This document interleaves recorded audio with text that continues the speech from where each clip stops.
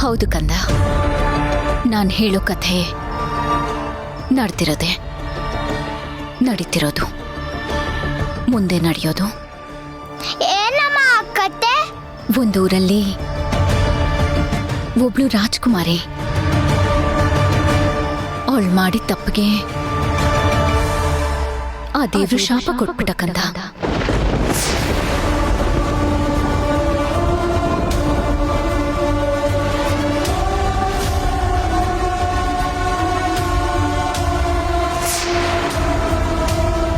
ಏನಂತಮ್ಮ? ಹಳೆದೆಲ್ಲ ಮರ್ತು ಹೋಗ್ಲಿ ಅಂತ. ಅಮ್ಮ, ರಾಜ್ಕುಮಾರಿ ಏನಂತ ತಪ್ಪು ಮಾಡಿದ್ರು?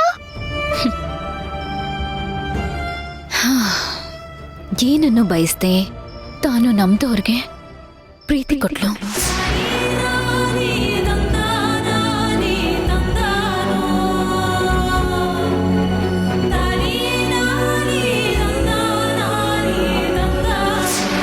ಅವ್ರನ್ನ ದೇವ್ರು ಅಂತ ನಂಬದ್ಲು, ಆದ್ರೆ ಅವಳು ನಿಜವಾದ ದೇವ್ರನ್ನೇ ಮರ್ತ್ಬಿಟ್ಲು.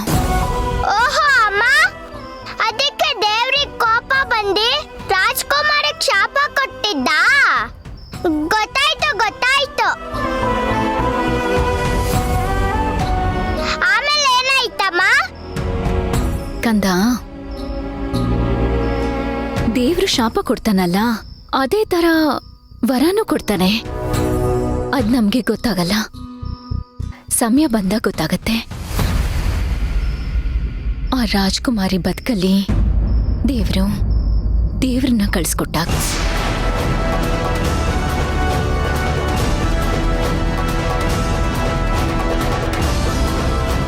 ಅವನಿಗೂ ರಾಜ್ಕುಮಾರಿ ತರನೇ ಯುವರಾಣಿ ಇದ್ಲು.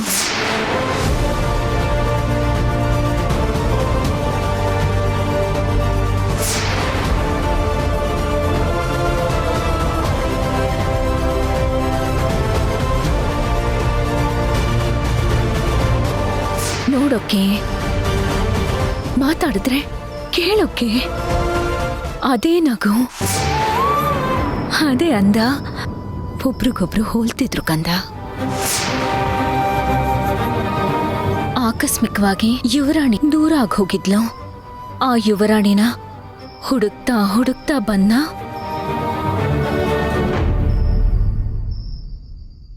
ಆಗ ಆ ರಾಜನ್ ಕಣ್ಣಿಗೆ ಬಿದ್ದಿದ್ದೆ ಆ ರಾಜ್ಕುಮಾರಿ.